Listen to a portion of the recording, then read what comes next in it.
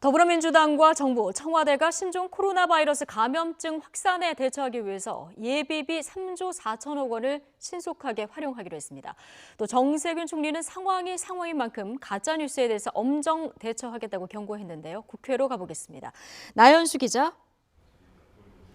네, 국회입니다.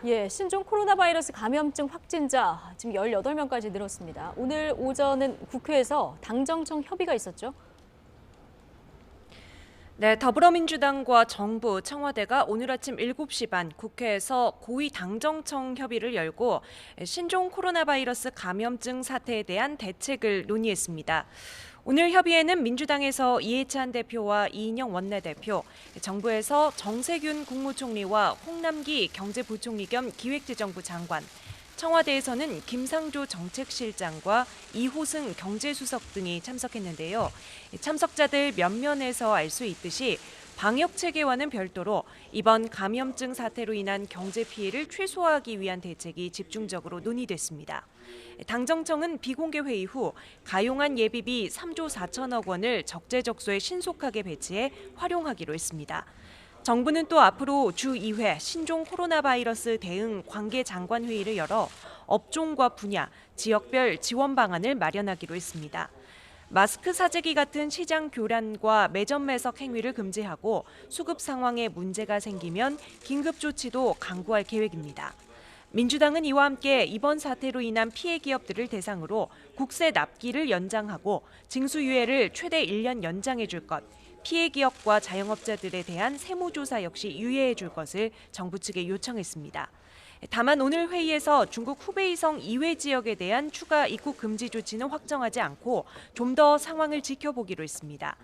회의에 앞서 민주당 이해찬 대표는 현재 질병관리본부 체제로는 사스, 메르스 등 이어지는 감염병에 효과적으로 대응하는 데 한계가 있다며 질병관리본부 역할과 위상을 강화하고 검역 인력도 확충해야 한다고 말하기도 했습니다. 만약 개학철까지 사태가 이어질 경우 개학 연기 등의 예방 대책을 마련해야 한다는 지적도 나왔습니다. 정세균 국무총리는 특히 가짜뉴스 생산과 유통에 엄정 대응할 것이라고 강조하고 2월 임시국회에서 검역법과 의료법이 처리될 수 있도록 정치권의 초당적 협의를 요청했습니다. 네. 자, 그렇군요. 당정청 협의 후에 추가 확진자 소식이 바로 이어져서 오늘 회의 결과에 더 관심이 있었고요. 자, 야당 상황도 좀 짚어볼까요? 오늘 자유한국당의 위성정당이죠. 미래한국당 창당대회가 예고돼 있는데 몇 시입니까?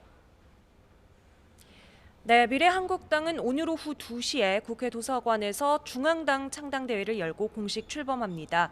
미래한국당은 자유한국당이 준연동형 비례대표 의석을 확보하기 위해서 만든 위성정당이죠. 한국당은 지역구 공천을, 미래한국당은 비례대표 공천을 몰아서 총선에서 최대한의 의석을 얻겠다는 겁니다. 총선 불출마를 선언한 4선의 한선교 의원이 당적을 옮겨 당 대표를 맡기로 정해져 있고요. 오늘 지도부 선출과 함께 강령과 당헌 등을 채택합니다. 총선에 불출마하는 한국당 의원들을 중심으로 오는 13일까지 현역 의원을 5명 이상 확보하고 차츰 의석을 늘려 오는 총선에서 기호 3번까지 노린다는 계획입니다.